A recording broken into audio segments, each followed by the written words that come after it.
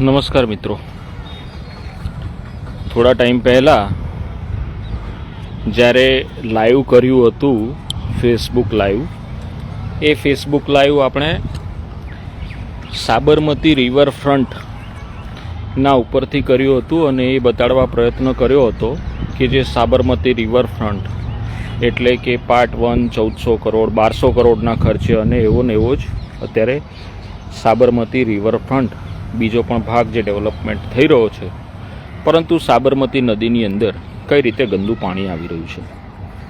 આ બાદ કોર્પોરેશન દ્વારા સાબરમતી નદીના શુદ્ધિકરણ માટે પાણી આવતું બંધ કરી અને તેની સફાઈ તો કરવામાં આવી, પરંતુ હમણાં જ આપણે 3 દિવસ પહેલાં આર્ટિકલો વાંચ્યા કે કઈ રીતે આ આર્ટિકલ દિવ્ય ભાસ્કર પેપરમાં છપાયો હતો કે કઈ રીતે ઇન્દિરા બ્રિજની નીચે અત્યારે જે માછલીઓ જે છે તળાવની, સાબરમતી નદીની માછલીઓ, તે માછલીઓ મરી ગઈ છે. આજે આપણે આવો જ એક બીજો જેમાં આવો જ એક બીજી કેનાલ કે જેને આપણે ખારીકટ કેનાલ આવું નામ કહેવામાં આવે છે, જેનાથી આપણે ખારીકટ કેનાલના નામથી ઓળખીએ છીએ, અને જેનો મુખ્ય ઉદ્દેશ હતો કે જે ગામડાના જે ખેડૂતો છે આ ખેડૂતોના સુધી તેમની જે પાક છે તેના પાકના માટેનું પાણી એ સપ્લાય કરવા માટેનું આનું મુખ્ય જે કામ જે હતું તે આ ખારીકટ કેનાલના થકી થવાનું હતું.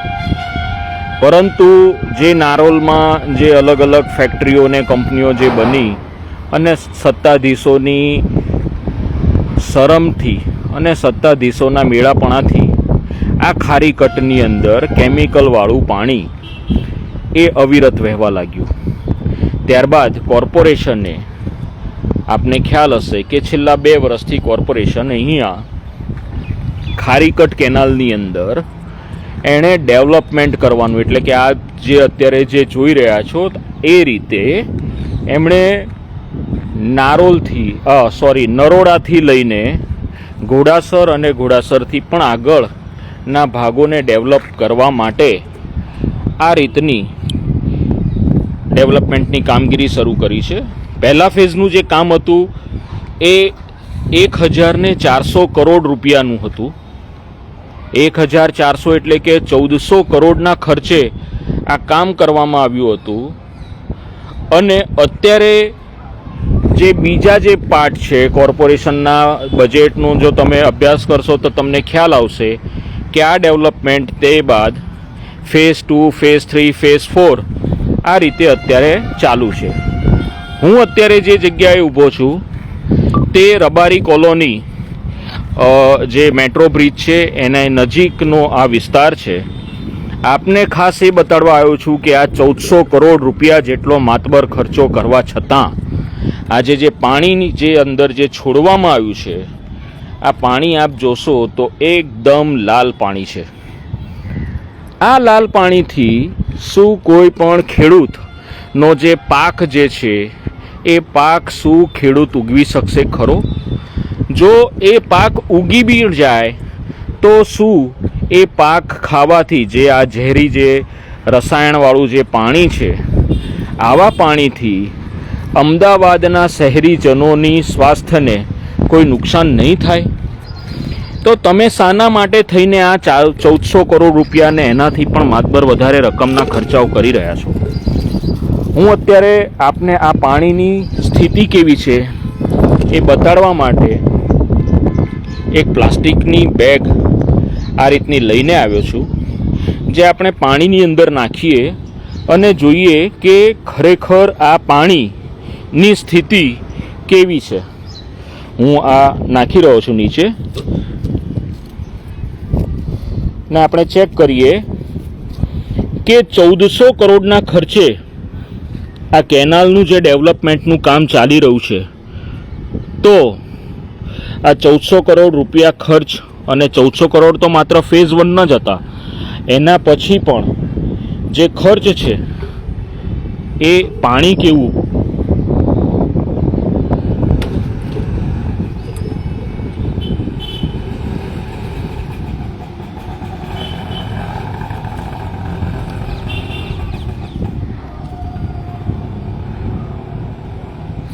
ફરીથી પ્રયાસ કરવો પડશે, કારણ કે આમાં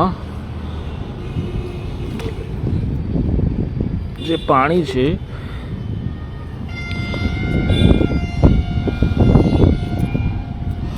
એ આવી નથી રહ્યું.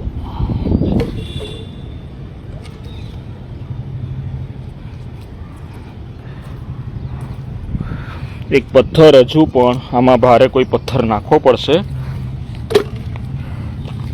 થોડુંક તો પાણી આવ્યું છે, પણ છતાં પણ એકદમ આપણને પૂરેપૂરી ખબર પડે એટલે આપણે વધારે ઊંડું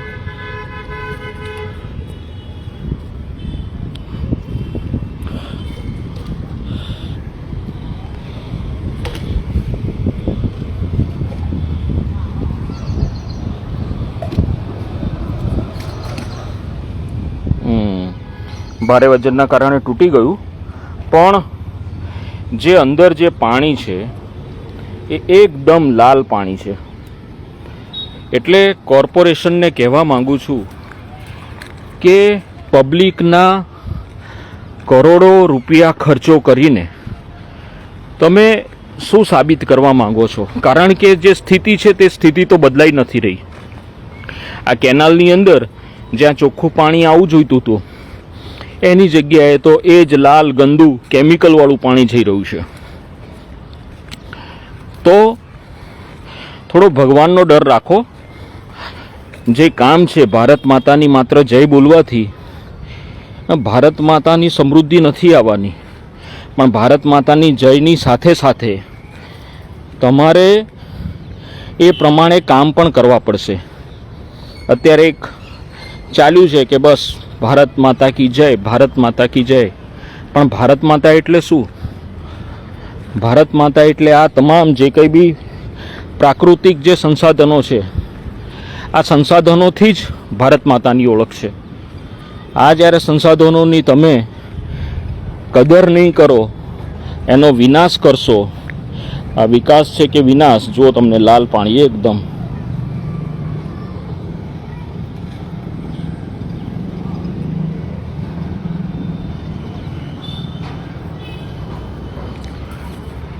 એટલે સૌએ જાગવાની જરૂર છે. કોર્પોરેશનને પ્રશ્નો પૂછવાની જરૂર છે. સૌએ પોતપોતાના નજીકના જે પણ તમારા કાઉન્સિલર હોય, MLA હોય, MP હોય તેને પૂછો કે કરોડો રૂપિયા ખર્ચો કરીને, હજારો કરોડ રૂપિયા, કરોડો પણ નહીં પણ હજારો કરોડ રૂપિયા ખર્ચો કરીને આખરે તમે આપવા શું માગો છો? માત્ર આ સિમેન્ટ કોન્ક્રીટની દિવાલો બનાવી દીધી કે જેથી કરીને અંદર જે કંઈ બી તમે કુકર્મો કરતા રહેશો, કે જે ગંદુ પાણી જ્યાંથી પણ જાણે જોડવું હોય એ જોડી દે અને એનો નિકાલ કરો. પણ આ કરોડો રૂપિયા ખર્ચો કરીને ખરેખર તો આની અંદર શુદ્ધ પાણી વહેવું જોઈએ, નહીં કે ગંદુ પાણી. મને આશા છે કે તમે પણ તમારા નજીકના જે પણ તમારા કાઉન્સિલર હોય, MP હોય, MLA હોય અને સાથે સાથે તમારા જાગૃત જે બીજા નાગરિકો છે તેમને ભેગા કરીને આ મુદ્દે તમે આંદોલન કરો તો આ સમસ્યાનો હલ આવશે, આવું મને લાગે છે. જય હિન્દ.